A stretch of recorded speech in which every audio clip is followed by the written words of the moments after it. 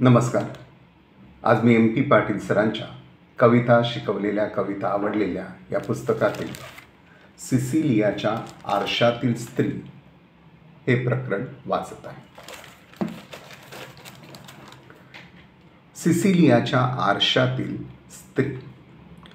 बोलायचं ठरवलं होतं सिसिलियाच्या आरसा आणि स्त्री या दोन कवितांबद्दल, पण टिपणाचं शीर्षक सुचलं सिसिलियाच्या आरशातील स्त्री. मग त्या दोन कवितांबरोबरच कार्व्हालो सिसिलियाच्या अंतर्यामीच्या आरशात दिसणाऱ्या एकूणच स्त्रीबिंबाबाबत थोडं अधिक बोलावं हे ओघानंच आलं. निदान संबंधित असेल तेवढं बोलूया. त्या दोन कविता मध्यवर्ती ठेवूयाच. एक शुभ्र हिमाच्छादित प्रदेश होता केवळ, जेथे स्पर्श नव्हता कुणाचा. वाडीत फुललेल्या मोगऱ्याचा वास होता पहाट प्रहरीच्या निर्मनुष्य रस्त्यावर. असंही एक आईच्या कुशीत वाढलं गेलेलं तिच्या माहेरघरचं पहाट प्रहरीच्या कौमार्यातील शुभ्र स्वच्छ निर्मळ गंधभारित नंदनवन, तसल्या स्पर्शापासून दूर असलेलं केवळ शुभ्र जे स्त्रीच्या वाट्याला एकदाच येऊन गेलेलं असतं. उत्तर आयुष्यात कितीही जमीन उकरली तरी ती जमिनीत पुरून टाकलेली आईच्या नातेसंबंधाची वत्सल नाळ शोधूनही तिला परत मिळणार नसते. ते नंदनवन हरपले ते हरपलेच, ते कधीच परत दिसणार नसतं. ती स्त्री जीवनातील पहिली सुंदर सुगंधित पहाट असते. पुढील वाटेवर तिच्या वाडीत फुललेली मोगऱ्याची बाग जळून गेलेली असते. तिच्या पहाटेच्या स्वप्नांचा चुरा जळून पृथ्वीवर विखरून पडलेला असतो. बाकी तुला चेहराच नाही, आहेत ते फक्त हात तळहात. अशी एक राबणारी कष्टकरी श्रमिक मुंगी, एवढंच तिचं एक अस्तित्व शून्य स्त्रीबिंब पुरून असतं. गेली 4-5 हजार वर्षापासून आजपर्यंत तेच स्त्रीबिंब. पहाट व्हायच्या आधीच ते उठते, पाणी भरते, झाडलोट करते, हे मांडते ते उचलते, ते उचलते हे मांडते. सारं करता करता चुलीच्या जाळातही जळत असते. पहाट व्हायच्या आधीपासून रात्रीचे 12 वाजेपर्यंत तिच्या या अस्तित्व शून्य आतलं स्वत्व राहू द्याच, पण त्याचं पुसटतं बिंब प्रतिबिंब, त्याचा किंचित भासाभास, त्याचे अस्पष्ट दर्शनही या धबडग्यात तिला होत नसतं. पूर्व पहाट ते सायंकाळ या अवकाशात तिचा कालप्रवास असा असतो. ती पाणी भरते, पहाट व्हायच्या आधीच ती पाणी भरते. पहाट व्हायच्या आधीच मी पाणी भरते. तेव्हा पहाटेचंही प्रतिबिंब पाण्यात पडलेलं नसतं आणि माझंही. ती पाणी भरते, त्या पाण्यात पहाटेचं आणि तिचंही प्रतिबिंब पडलेलं नसतं.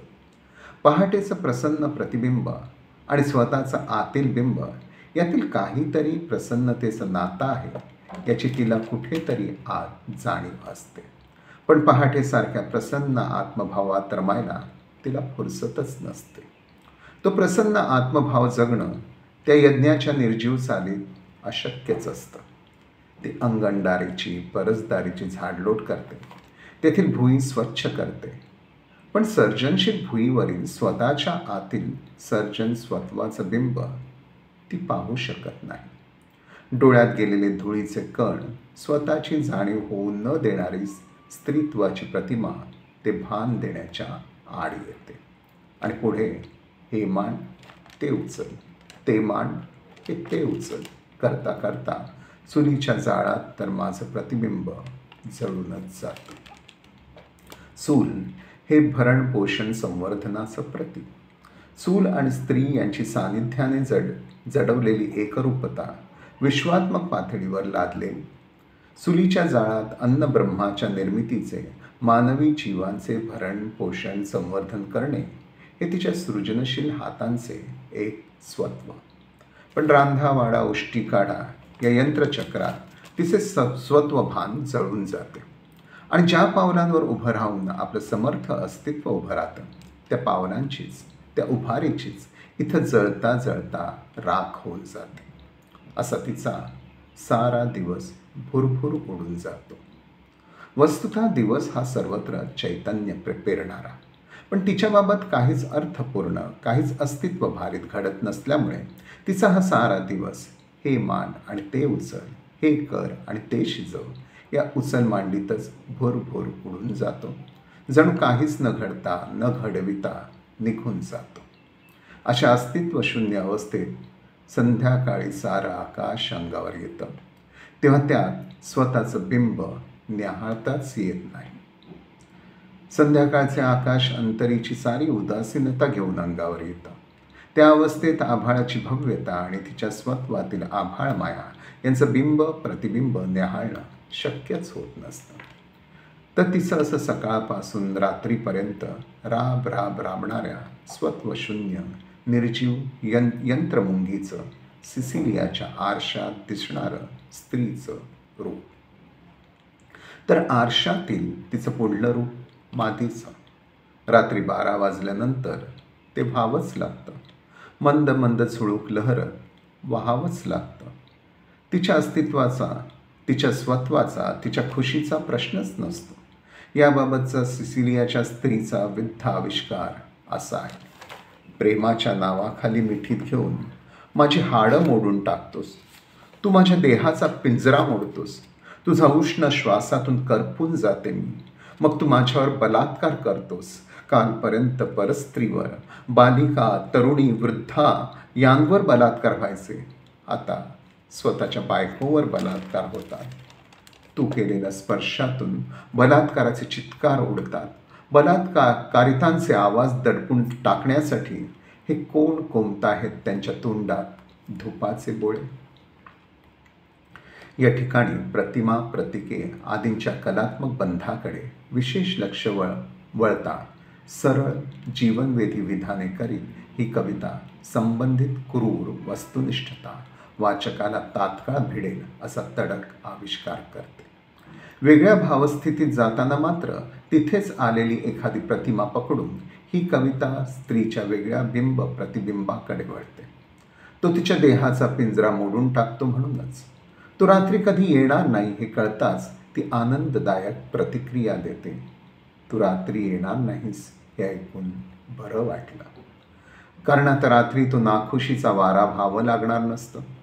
ती तसली बळजबरीची मंद मंद झुळूक लहरत वाहावं लागणार नसतं. उलट पहाटेची प्रसन्नता, सुंदरता आज रात्रभर मुक्तपणे ती भोगणार असते. तू रात्री येणार नाहीस म्हणूनच पहाट किती जवळ आली आहे असा तिचा मुक्तीचा प्रसन्न आविष्कार आहे. आता तिचं मन तिच्या देहाच्या पिंजऱ्यातून तिला मुक्त करता येत असतं. तिच्या अशा मुक्त मनाला मध्यरात्रीच्या काळोखात तिच्या स्वत्वाची ओळख होऊ लागते. मध्यरात्री कधीतरी उठते मी, अश्रू डोळ्यात जागत असताना. कभिन्न काळा काळोख आरसा होतो माझा. सुरकुत्यांचे रेशमी वस्त्र झालेले माझे शरीर माझी स्वतःची ओळख पटवून देते मला. दिवसाच्या प्रकाशातील आरसा, जाणीवेतील आरसा माझं ते राब राब राबणाऱ्या यंत्रमुंगीचं आणि बलात्कारित विद्ध मातीचं रूप मला दाखवतं. आणि पार्श्वभूमीला सकाळपासून रात्रीपर्यंतचे ते अश्रू, ते दुःखभोग जागे असतानाच मध्यरात्रीच्या काळोखातील आरसा, नेणिवेतील आरसा मला माझ्यातील सर्वांग सुंदरतेचं दर्शन घडवतो. सुरकुत्यातून, अस्तित्वशून्यतेतून बाहेर येऊन रेशमी वस्त्रांचे सळसळत्या चैतन्याचे रूप घेतलेले माझे शरीर पहाटेपासूनच्या माझ्या सर्व सत्वसुंदरतेचे दर्शन मला घडवते. मला माझी ओळखच पटवून देते. तू आहेस. तू पहाटेची प्रसन्नता आहेस.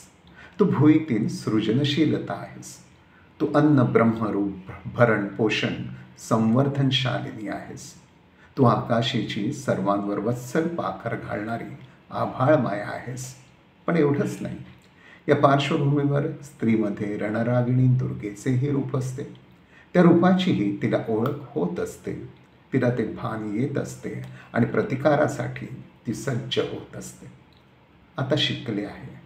तुझ्या श्वासातून माझे श्वास फुलवले अंगारासारखे आणि बलात्काराच्या डागातून माझी जीवनाची नक्षी सजवली आहे.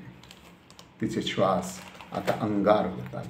त्या बलात्कारांच्या डाग डंख्यातून प्रतिरोध करीत वेगळ्याच पातळीवर मुक्त होत जीवनाची सृजनशील नक्षी सजवण्यासाठी ती मार्गस्थ होते. तिच्यातील सर्जनाची पहाड जवळ आल्याचं तिला जाणवू लागतं. तिचं ते रूप आता सिसिलियाच्या एका श्रद्धा रूपात असे दिसू लागते. तुझ्या केसरी रुपेरी छटा असलेली मी पाहिली नाही. तुझ्या चेहऱ्यावर बारीकशी सुरकुती पडलेली मी पाहिली नाही. मी पाहिली आहे तुझ्या जन्मापासून तर तारणाराच्या मरणापर्यंत लांबलचक पसरलेली तुझ्या चेहऱ्यावरील गर्भशांती.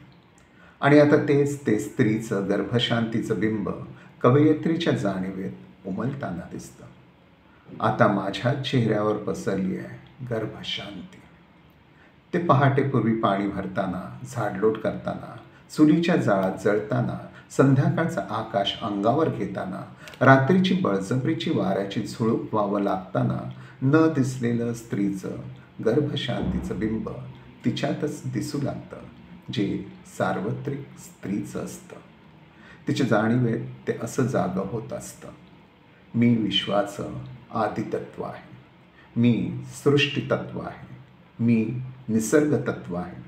निसर्गाचं मूलतत्व मातृत्व ते मी आहे. मातृत्व आहे म्हणून सजीव सृष्टीचं अस्तित्व आहे ते मी आहे. विलयानंतर निर्मिती करणारी मी चिरतरुण आदिशक्ती आहे. आता माझ्या चेहऱ्यावर पसरली आहे गर्भशांती ही काव्यपंक्ती स्त्रीतत्वाची ही अशी वलय आपल्या कल्पक प्रज्ञेत निनादत ठेवते. केवळ येशूच्या मेरी मातेतच नव्हे तर ख्रिस्त, बुद्ध, कृष्ण आदी कुणाच्याही मातेच्या सर्जन समाधीतील ही गर्भशांती. तेच ते मध्यरात्रीच्या कभिन्न काळोखातील आरशात नेणिवेच्या प्रदेशात जे दिसलं होतं तेच नेमकं आणि अधिक विस्तारित स्वरूपात या गर्भशांतीत भावत असतं.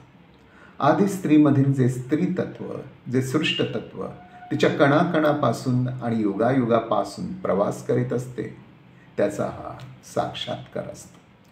पहाड, संध्या, रात्र, आकाश, वारा, काळोख, शुभ्र प्रदेश, मोगरा, रेशीम वस्त्र, नक्षी आदी प्रतिमांतून दिसणारी सिसिलियाच्या आरशातील स्त्री गर्भशांती या कळसाच्या प्रतिमेतून स्त्री तत्वाचे आदिम प्रत्यय देत असते, ज्यात वत्सलता, ममता, शांत प्रसविनी आदी स्त्रीचे सृष्ट स्वत्व गर्भित असतेच. धन्यवाद.